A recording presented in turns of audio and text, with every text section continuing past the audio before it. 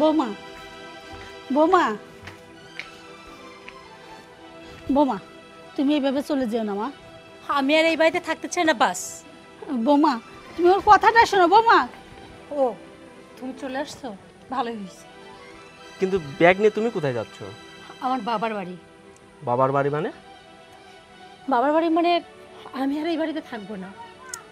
আচ্ছা, তুমি এই বাড়িতে থাকবে না কি কারণে? আমার অপরাধটা কি? অপরাধ তোমার না, যদি অপরাধী কেউ হয়ে থাকে তাহলে তোমার মা। তুমি জানো সোহেল, তুমি বিদেশ যাওয়ার পর এতটা দিন, এমন একটা দিন যায়নি যে তোমার মা আমার উপর অত্যাচার করেনি। উঠতে বসতে আমাকে অনেক কথা শোনায়।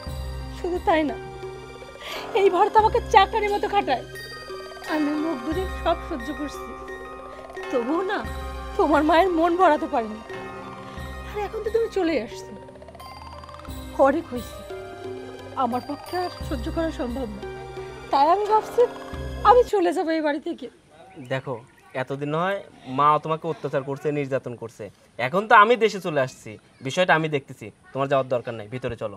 সোহেল বাবা, তুই বিশ্বাস কর। থাক, আর আপনার কাউকে বিশ্বাস করাইতে হবে না, কারণ আমি তো এই বাড়িতে থাকতেছি না। আর দেখো সোহেল, যত কথাই কেউ না বল, আমি এই বাড়িতে থাকতে চাই। তোমার মা শুধু আমাকে অত্যাচারই করেনি, আমাকে দিয়ে শুধু কাজই করায়নি, আমার চরিত্রের দিকেও কাদা ছুটছে। বৌমা, আর যাই হোক, এই কাদা ছুড়ানোর পরেও আমি আর এই বাড়িতে থাকতে পারবো না। দেখো সূচনা, আমি অনেক দিন পরে প্রবাস থেকে বাংলাদেশে আসলাম, আর আসার পরে এগুলো আমি কি শুনতেছি। আচ্ছা, আমি মেনে নিলাম আমার মা অপরাধ করছে, তোমাকে নির্যাতন করছে, আমি তো এখন চলে আসছি, তুমি ভিতরে চলো, আমি মাকে বুঝিয়ে বলতেছি, আর কখনোই তোমাকে নির্যাতন করবে না। হ্যাঁ সোহেল, আমি জানি হয়তো তুমি বলার পর তোমার মা তোমার সামনে আমার সাথে অনেক ভালো ব্যবহার করবে, কিন্তু দেখো তুমি আবার যখন বিদেশ চলে যাবো আবার আগের মতো ব্যবহার করবে। আমি এরকম সংসার চাই না, আর আমি এটাও চাই না আমার কারণে তোমাদের মা ছেলের মাঝখানে সম্পর্কের অবনতি হোক।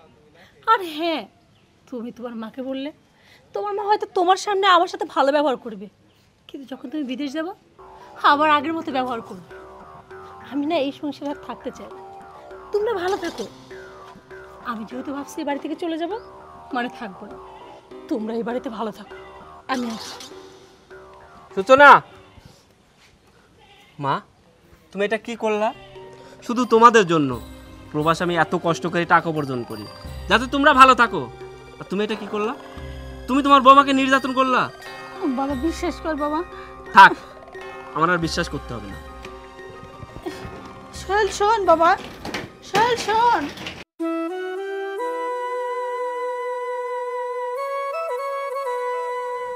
সোহেল, তুই এখানে বসেছিস বাবা?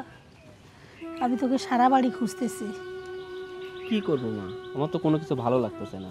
আচ্ছা মা, আমাকে একটা সত্য করে কথা বলো তো, তুমি কি সত্যি তোমার বৌমাকে নির্যাতন করতা? সোহেল, তোর কি বিশ্বাস হয়? আমি বৌমাকে অত্যাচার তো দূরের কথা, কোনোদিন একটা ধমক দিয়েও কথা বলি নাই।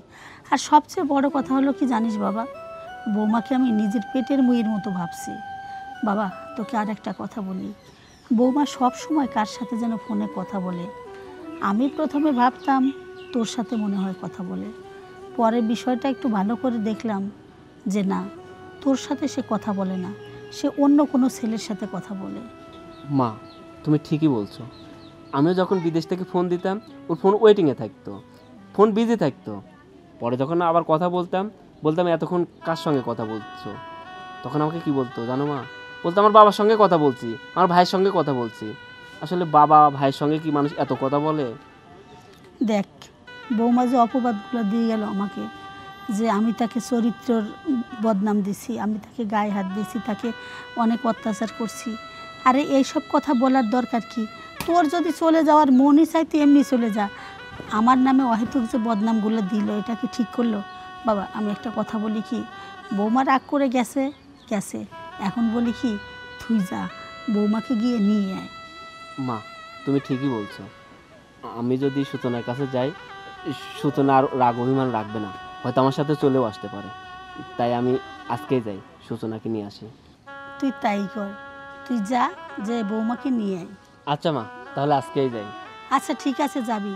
আর এই যে সারাদিন যে মন খারাপ করে বসে আছিস, খাওয়া দাওয়ার কথা কি মনে আছে? চল আগে খাবি, তারপর যাবি। চল। চল।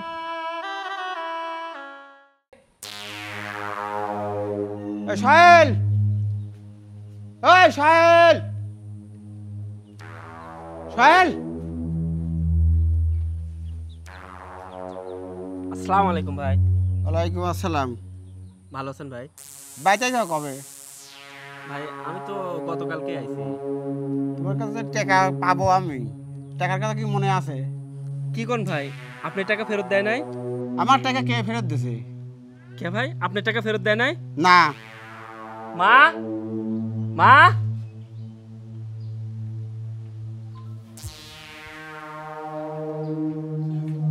মা, আশরাফ ভাই এগুলো কি বলে? আশরাফ ভাই টাকা নাকি এখনো ফেরত দেওয়া হয় নাই? বাবা, আমি তো সেটা জানি না, কারণ বৌমার নামে অ্যাকাউন্ট করে গেছিস, টাকা পাঠাস বৌমার কাছে। এখন কাকে টাকা দেয় না দেয় আমাকে তো কিছুই বলে না কোনো সময়। ভাই বিশ্বাস করেন, আমি প্রবাসে যাওয়ার পরে সর্বপ্রথম আপনার টাকা দিছি আর বলে দিছি যে এই টাকাটা যেন আপনাকে দিয়ে দেয়, কিন্তু কি জন্য যে দিল না সেটা তো আমি জানি না। আমি অত অজুহাত আমি শুনতে চাইনি, আমার টাকা দেন।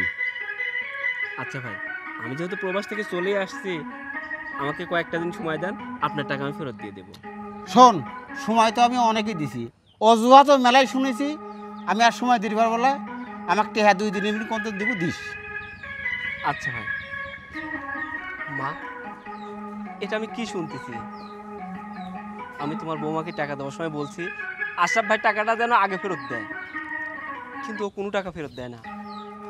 আমার এত কষ্টের টাকা সব ও নিয়ে চলে গেছে। এখন আমি কি করব মা? আমি এখন আশরাফ ভাইয়ের টাকা আমি কেমন করে শোধ করব? জানো মা, আমার এত কষ্টের টাকা সব টাকা তোমার বৌমার অ্যাকাউন্টে পাঠাইছি, ও তো সব টাকা নিয়ে চলে গেছে। এখন আমি কি করব? আমি তো শেষ হয়ে গেলাম, আমি রাস্তার ফকির হয়ে গেলাম। শোন বাবা, এত ভেঙে পড়িস না, একটা ব্যবস্থা ঠিকই হবে। নিজেকে শক্ত রাখ, সব কিছু ঠিক হয়ে যাবে। চল বাড়ির ভিতরে চল। হ্যালো, হ্যাঁ বলো। হ্যাঁ আমি ভালো আছি, তুমি কেমন আছো? আরে কি আর করব, বাড়িতে বসে আছি। জানো তো, আমি না তোমাকে বড্ড মিস করি। সত্যি বলছো? আচ্ছা পরে কথা বলো। কি ব্যাপার, তুমি এইখানে কি চাই? দেখো, সংসার করতে গেলে খুঁটিনাটি বিষয় নিয়ে অনেক সময় ঝগড়াঝাটি লাগে। আমি মাকে অনেক বুঝাইছি, আর মাই আমাকে পাঠাইলো যে তুই গেলে সূচনা অবশ্যই ফেরত আসবে, চলো না আমার বাড়িতে। তোমার কি মনে হয় তোমার মা পাঠালো আর আমি তোমার সাথে চলে গেলাম? ও আচ্ছা, আমার উপর নির্যাতন করা তোমার মায়ের মনে হয় শেষ হয়নি না? তোমার মা চাচ্ছে আমি আবার ওই বাড়িতে যাই, আর তোমার মা ইচ্ছা মতো যেন আমাকে পিটাইতে পারে, তাই তো? দেখো, এতদিন না হয় আমি প্রবাসে ছিলাম, এই জন্য আমার মা তোমাকে নির্যাতন করছে। দেখো, আমি তোমাকে কথা দিচ্ছি, তুমি ওই বাড়িতে গেলে পারে তোমার উপর একটা ফুলের টোকাও পড়বে না। শোনো সোহেল, আমি আর ওই বাড়িতে ফিরে যাব না, এটাই আমার শেষ কথা। এখন তুমি যাও। আচ্ছা, তুমি আমার বাড়িতে ফেরত যাবে না, সব ঠিক আছে, কিন্তু আমি যে প্রবাসে 10 বছর এত কষ্ট করে টাকা উপার্জন করছি, আর সেই টাকা সব তোমার অ্যাকাউন্টে রাখছি। আমার টাকার হিসাব দাও, আমি চলে যাচ্ছি। কিসের টাকা? কোন টাকা? কিসের টাকা মানে? আমি প্রবাসে অনেক কষ্ট করে টাকা উপার্জন করছি, আর সমস্ত টাকা তোমার অ্যাকাউন্টে পাঠাইছি। শোনো, তুমি আমার অ্যাকাউন্টে কোনো টাকা পাঠাও নাই। ওর অ্যাকাউন্টে টাকা থাকলে আমি জানতাম, তুমি একটা টাকাও পাঠাওনি। তোমার সংসার চলতো আমার টাকা দিয়ে, সপ্তাহে সপ্তাহে আমি বাজার করে দিতাম তোমার। এখন এসে বলতেছো সুসনার অ্যাকাউন্টে তুমি টাকা পাঠাইছো না? দেখছো আব্বা, দেখছো কেমন মানুষ? যে আমি এই বাড়িতে চলে আসতে আর বলছে যাবো না, অমনি আমাকে বলছে তোমার অ্যাকাউন্টে এত টাকা পাঠাচ্ছে, টাকাগুলো দাও। আব্বা, এটা আপনি কি বলছেন?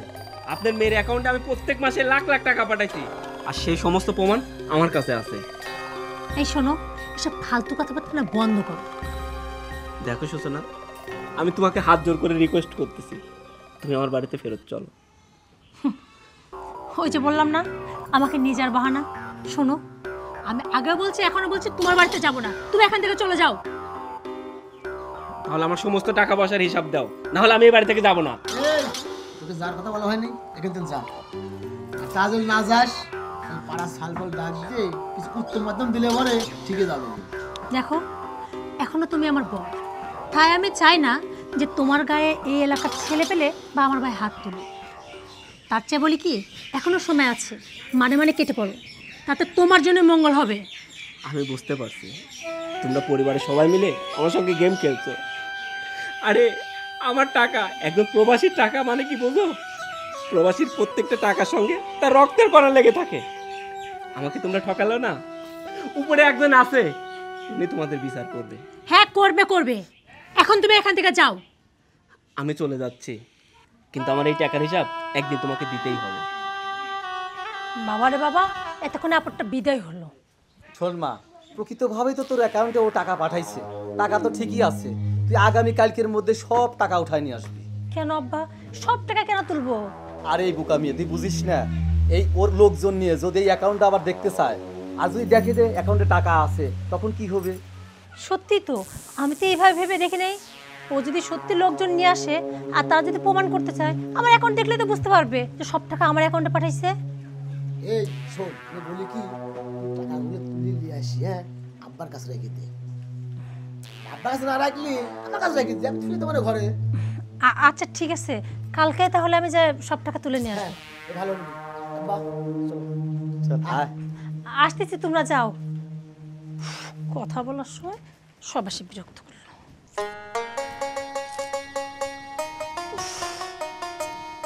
কত আগে বলছি যে তাড়াতাড়ি আসবা, এর না টাইম সম্বন্ধে কোনো জ্ঞানই নেই। এইভাবে দাঁড়ায় রয়েছে, কেউ যদি দেখে। এখানে আসো। এত তাড়াতাড়ি ডাকলে? আচ্ছা, এই সময় তোমার আসার সময় হলো, কখন থেকে তোমার জন্য অপেক্ষা করতেছি, তুমি বুঝতে পারছো? ঠিক আছে, একটু লেট হতে পারে, এখন বলো কি করা যাবে। শোনো, ফোনে তো সব কথা বলা যায় না, এর কারণে তোমাকে ডাকা। আমি বলি কি, ফোনে তো অনেক কথা বললাম, এভাবে আমার ভালো লাগতেছে না, তাই চাচ্ছি একসঙ্গে সংসার করতে। তুমি কি বলো? আমিও তো সংসার করতে চাই তোমার সাথে। সত্যি? হ্যাঁ। শোনো, তাহলে এক কাজ করি, আমি বলি কি, আমরা আগামীকাল কি চলো একসঙ্গে পালিয়ে যাই। আচ্ছা ঠিক আছে, পালিয়ে যাবো। তুমি তোমার বাড়ির থেকে, বিদেশ থেকে যা পাঠাইছে সম্পূর্ণ জিনিস ও গুছাই গুছিয়ে নিয়ে চলে আসবা। তুমি আমার গহনার কথা বলতেছো? হ্যাঁ। আরে তুমি চিন্তা করো না, যেহেতু একসঙ্গে সংসার বাঁধবো, ভবিষ্যৎ তো তোমার আর আমার, বুঝো ঠিক না? আছে, ওখান তো আর পরবর্তী যাইতে পারবা না। তুমি যা আছে মোট গুছাই গুছিয়ে নিয়ে চলে আসবা, দুজন যায় ঢাকা যায় সংসার করবো। আচ্ছা ঠিক আছে, ওই গহনাগাটা তো আমার ওই বাড়িতে নেই, এটা তো আমার বাবার বাড়িতেই আছে।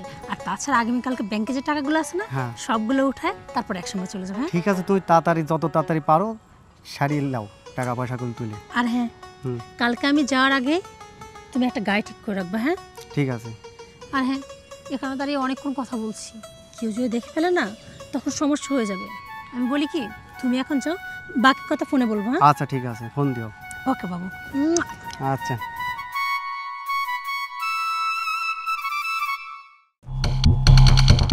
আরে তুমি কি আসছো? ব্যাপার, এত দেরি হয় কে তোমার? আর বইলো না, ব্যাংকে গেলাম, টাকা তুললাম, গহনাগাটি সব ম্যানেজ করে নিয়ে আসতে একটু সময় লাগে, বুঝো না? আচ্ছা, এখন কি সব কি গুছাই লিয়েছ? আরে টাকা পয়সা গহনাগাটি সবই ব্যাগের মধ্যেই আছে। আচ্ছা গাড়ি কোথায়? গাড়ি তো আসার কথা ছিল, আসি না। আচ্ছা ঠিক আছে, আমি গাড়িটা দেখে আসি।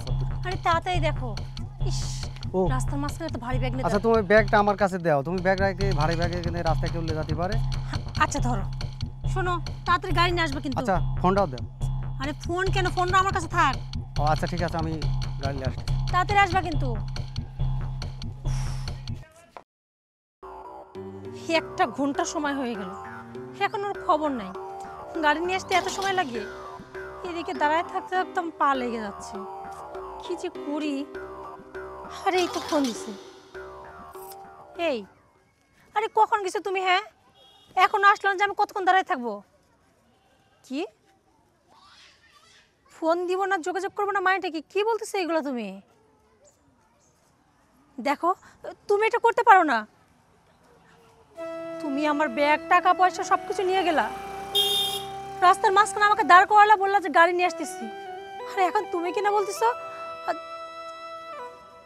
এটা কিন্তু তুমি চিট করতেছো। তুমি এরকমটা আমার সাথে করতে পারো না। আচ্ছা তুমি যদি আমার ভালোই না বাসবা, ভালো কথা, তাহলে আমার টাকা পয়সা শোনা দানা কেন নিয়ে গেলা? আমার কথাটা শোনো। আরে শোনো না,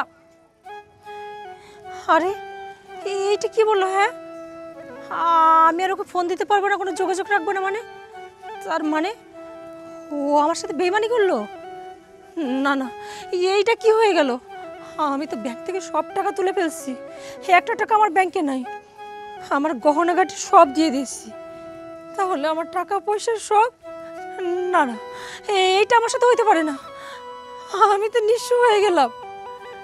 এখন আমি কোথায় যাব, কি করব? না, আমার বাড়ি যাইতে হবে, বাবাকে যে সব বলতে হবে, সব বলতে হবে।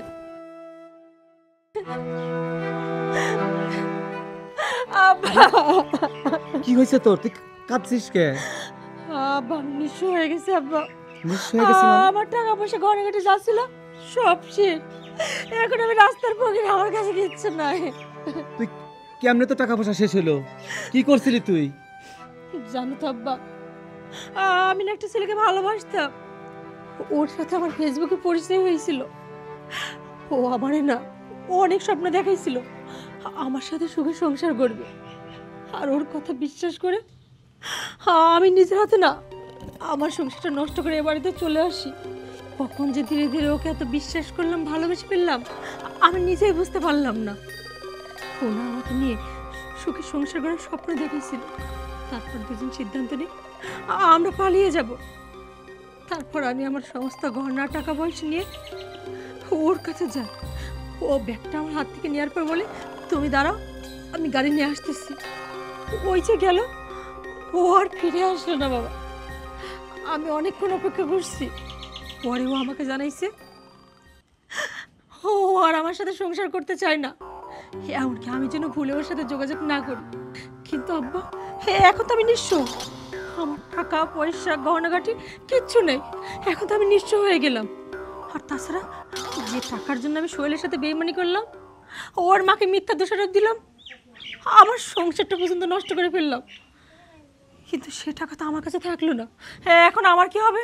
হে ভাই কনা, আমার কি হবে? এখন তোর কি হবে? এই কবিতা বাদ দে।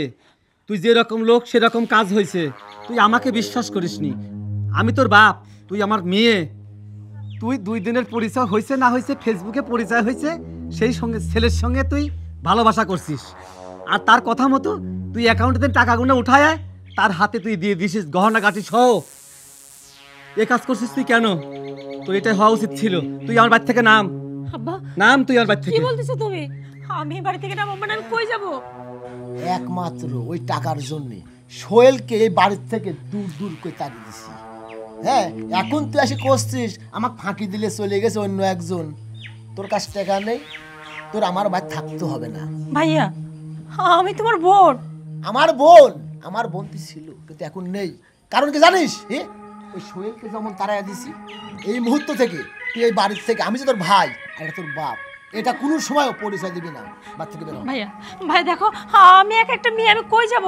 আব্বা, আব্বা ভাই কি তুই আবার হাত ছাড়, তুই আমাকে ধরবি না। দেখো আব্বা, আমি একটা ভুল করে ফেলছি, আমারে ক্ষমা করে দাও। ও ভাইয়া, ভাইয়া দেখো এরকম শোন। করো না। আমি তোকে একদিন যে ভাত কাপড় দিছি একমাত্র তোর ওই টাকার জন্য। হ্যাঁ, আর সেই টাকায় তুই মানসিক দিয়ে দিয়েছিস। দেখো ভাইয়া, তোমার সাথে তো আমার রক্তের সম্পর্ক, তুমি আমার সাথে এটা করতে পারো না।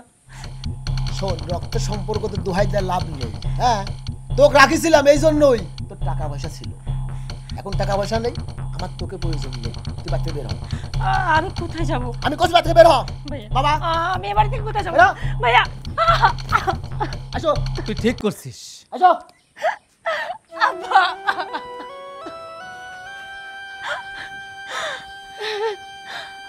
আমি আমি কোথায় যাব? আমার কাছে তো কোনো টাকা পয়সা নেই, আর ওই বাড়ির দরজা তো আমি আগেই বন্ধ করেছি। এখন এই বাড়িটা ছিল, সে দরজাও বন্ধ। আমি কোথায় যাব, কি করব? আমি তো একদম নিঃস্ব হয়ে গেলাম। কথায় আছে না, যেমন কর্ম তেমন ফল। আমি যা করছি না, আমার জন্য এটাই ঠিক। আমি সোহেলকে ঠকাইছিলাম, আরও আমাকে ঠকালো। কিন্তু না না, আমাকে তো এইভাবে থাকলে চলবে না। এখন একমাত্র উপায় হচ্ছে সোহেল। যে করে হোক আমি সোহেলের কাছে যাব, ওর হাতে পায়ে ধরবো। আমার বিশ্বাস ও আমাকে ক্ষমা করে দিবে, আমাকে ঠিক মেনে নিবে। কারণ সোহেল ছাড়া আমার আর কেউ নাই। আমার বাপ ভাই যা ছিল ওরা শুধুমাত্র সম্পত্তির জন্য আমাকে ভালোবাসছিল। হ্যাঁ, আমি সোহেলের কাছেই যাব, আমি সোহেলের কাছেই যাব। মা, আমি তো চলে যাচ্ছি, তুমি তো একা হয়ে গেলা। খাওয়া দাওয়া করো, নিজের শরীরের যত্ন নিও। বাবা, আমার চিন্তা করিস না, তুই ওখানে যে খাওয়া দাওয়া ঠিক মতো করবি, নিজের যত্ন নিবি, বাড়ির চিন্তা করে কিন্তু নিজের শরীর নষ্ট করবি না। বাবা রে, আমার দিন একভাবে কেটেই যাবে, কিন্তু তুই তুই একটু চিন্তা করিস না, তোর মা ঠিকই ভালো থাকবে। মা, আমি পোষায় তোমাকে ফোন দিব। হ্যাঁ বাবা। আমার দেরি হয়ে গেল, আমি চলে গেলাম। বাবা ভালো থাকিস বাবা। সোহেল, তুমি কোথায় যাচ্ছ? তুমি তুমি আবার এই বাড়িতে ফেরত আসছো কেন? দেখো সোহেল, আমি তোমার সাথে যে ব্যবহারটা করছি, তারপর আমাকে দেখে তোমার রাগ হওয়াটা স্বাভাবিক, কিন্তু বিশ্বাস করো সোহেল, আমি এতদিন যা করছি সব ভুল করছি। আজকে আমি হাড়ে হাড়ে বুঝতে পারছি। জানো তো, একটা মেয়ের দুঃসময় না তার স্বামী ছাড়া আর কেউ পাশে থাকে না। আমি ভেবেছিলাম তোমার চেয়ে আমার বাবা, আমার ভাই, ওরা আমার কাছে খুব আপন, কিন্তু আজকে বুঝলাম ওরা শুধুমাত্র স্বার্থের কারণে আমাকে ভালোবাসে। বিয়ের পর মেয়েদের আপন বলতে শুধুমাত্র তার স্বামীই থাকে। তাই আমি আমার ভুলটা বুঝে আবার ফিরে এসেছি। আমাকে প্লিজ ক্ষমা করে দাও। তুমি কোথায় ফিরে আসছো? হ্যাঁ, আমার বাড়িতে? আরে তোমার বাড়িতে আমি গেছিলাম, মানুষ একটা কুত্তা বিড়ালের সঙ্গেও এত খারাপ ব্যবহার করে না। তোমরা বাপ ভাই আর তুমি আমার সঙ্গে যে ব্যবহারটা করছো, আমার টাকা পয়সা নিয়ে আমাকেই তোমার বাড়ি থেকে ঘাড় ধাক্কা দিয়ে বের করে দিছো। আর এখন তুমি আমার বাড়িতেই ফেরত আসছো। তুমি সত্য করে একটা কথা বলো তো, আমার মা কি সত্যিই তোমাকে নির্যাতন করতো? না সোহেল, আমি যা বলছি সব মিথ্যা কথা বলছি। জানো তো, তুমি প্রবাসে যাওয়ার পর থেকে আমার নিজকে না বড্ড একা লাগতো। তারপর তুমি তো কাজের ব্যস্ততায় আমাকে খুব একটা সময় দিতে পারতো না। ওই সময় না ফেসবুকে আমার একটা নতুন ফ্রেন্ডের সাথে পরিচয় হয়। তার সাথে কথা বলতে বলতে কখন যে তার মহে পড়ে গেলাম বুঝতে পারলাম না। তখন না আমার তোমাকে আর ভালো লাগতো না। এইদিকে আম্মা সবসময় বলতো, বৌমা তুমি কার সাথে এত কথা বলো।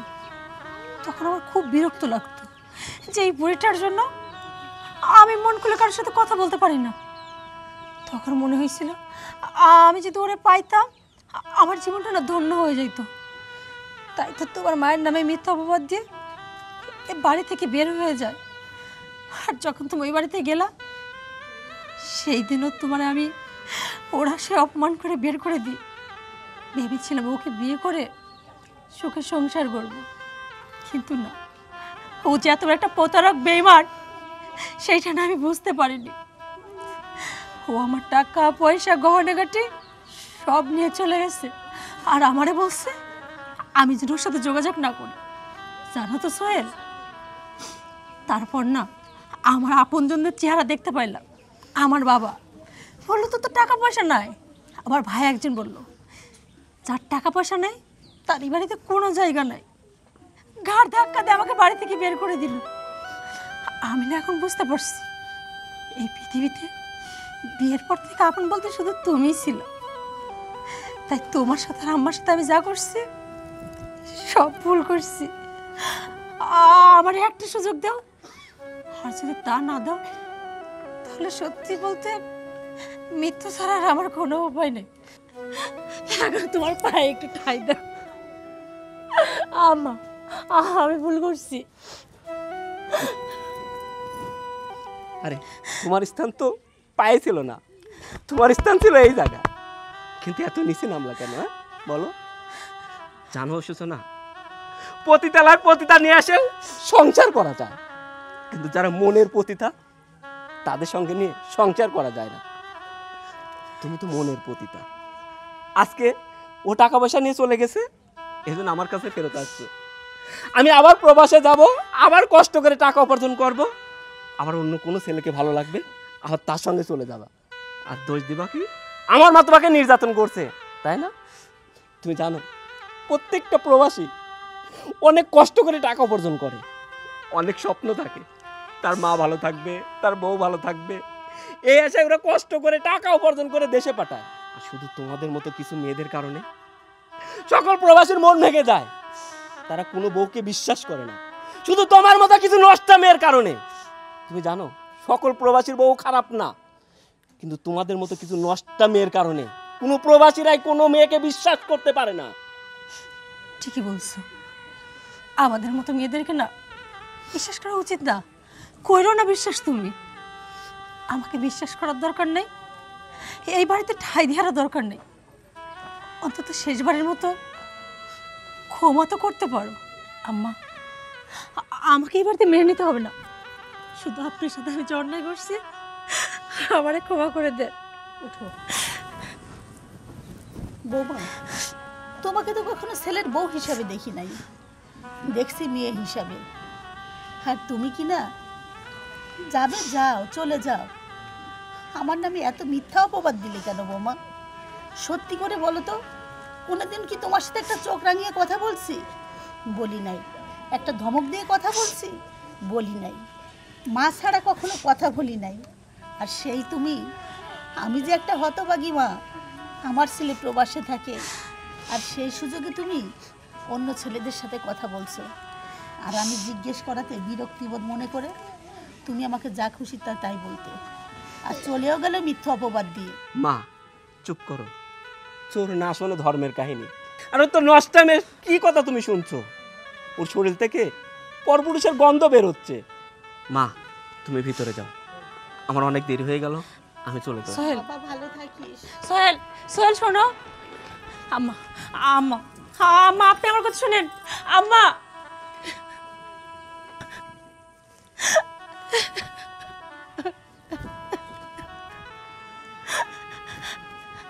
ঠিকই তো, আমার মতো মেয়েদের সাথে এরকমটাই হওয়া উচিত। বেশি লোক পড়ছিলাম না, আজকে তার ফল আমি ভুগতেছি।